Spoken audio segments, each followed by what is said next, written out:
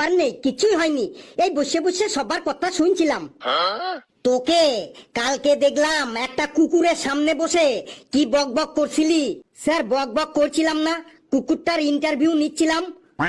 বলিস কি, সবাই মানুষের ইন্টারভিউ নেয় আর তুই কুকুরের ইন্টারভিউ নিচ্ছিলি? হ্যাঁ স্যার, কুকুরের ইন্টারভিউ নিচ্ছিলাম। তা তুই কুকুরের কি ইন্টারভিউ নিচ্ছিলি শুনি? স্যার শুনবেন? হ্যাঁ বল শুনি। স্যার শুনুন তাহলে।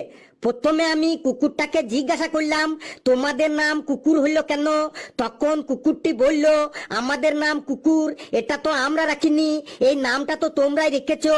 তারপরে আমি জিজ্ঞাসা করলাম, তোমরা ঘেউ ঘেউ করে ডাকো কেন? তখন কুকুরটি বলল, উপরওয়ালা যখন আমাদের সব পশুদের তৈরি করেছিল তখন প্রথমে গরুকে হাম্বা হাম্বা ডাকটা উপহার দিল, তারপরে ছাগলকে ম্যাঁ ম্যাঁ ডাকটা উপহার দিল, তারপরে বেড়ালকে ম্যাও ম্যাও ডাকটা উপহার দিল, তারপরে শিয়ালকে হুক্কা হুয়া ডাকটা উপহার দিল। সবাইকে সব ডাকগুলো উপহার দেওয়ার পরে শুধুমাত্র ঘেউ ঘেউ ডাকটাই পড়েছিল, শেষে ওটাই উপরওয়ালা আমাদেরকে দিয়ে পাঠিয়ে দিল। বাহ, ভেরি ইন্টারেস্টিং তো। তারপর তারপর তারপর আমি কুকুরটাকে বললাম, তোমরা সবাই একসাথে দলবদ্ধভাবে ঘোরাফেরা করো কেন? তখন কুকুরটি বলল, উপরওয়ালা সবাইকে দলবদ্ধভাবে থাকতে বলেছিল, কিন্তু তোমরা মানুষরা খুব চালাক আর স্বার্থপর। তোমরা ভাববো তোমরা একা একা থাকলে ভালো খেতে পারবে, ভালো পড়তে পারবে, তাই তোমরা বাবা মা ভাই বোনকে ছেড়ে আলাদা আলাদা হয়ে থাকো, আর কিছুদিন পরেই তোমরা বিপদে পড়ো। কিন্তু আমরা কুকুররা কখনোই আলাদা হই না, তাই আমরা বিপদেও পড়ি না, আর বিপদে পড়লেও সব কুকুররা আমাদের পাশে এসে দাঁড়িয়ে পড়ে। বাহ বাহ বাহ, ফাইন ফাইন।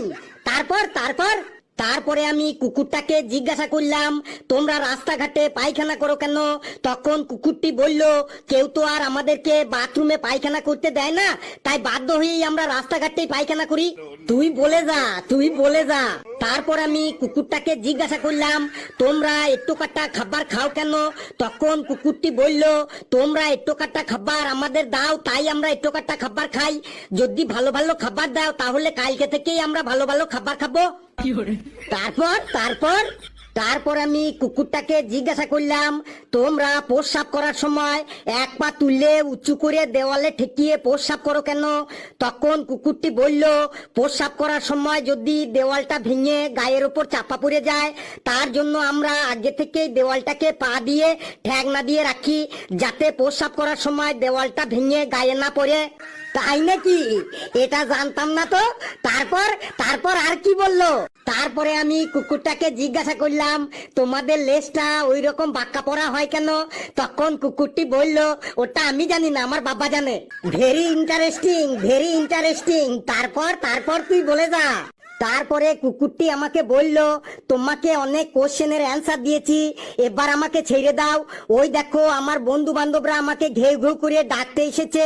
তখন আমি কুকুরটাকে লাস্ট কোশ্চেন করলাম, বললাম, মানুষের প্রতি তোমাদের কোনো রাগ আছে? তখন কুকুরটি বলল, মানুষের প্রতি আমাদের কোনো রাগ নেই, তবে একটু অভিমান আছে। আমি জিজ্ঞাসা করলাম, মানুষের প্রতি তোমাদের অভিমানটা কি শুনি? তখন কুকুরটি বলল, তোমরা হাজার হাজার টাকা দিয়ে বিদেশি কুকুর কিনে এনে ঘরের মধ্যে রাখো, তাদের দামি দামি খাবার দাও, আবার দামি দামি পোশাকও পরাও, অথচ আমরা দেশি কুকুররা রাস্তায় ল্যাংটা হয়ে ঘোরাঘুরি করি। তোমরা পোশাক তো দূরের কথা, একটু ভালো মতো খাবারও দিতে চাও না।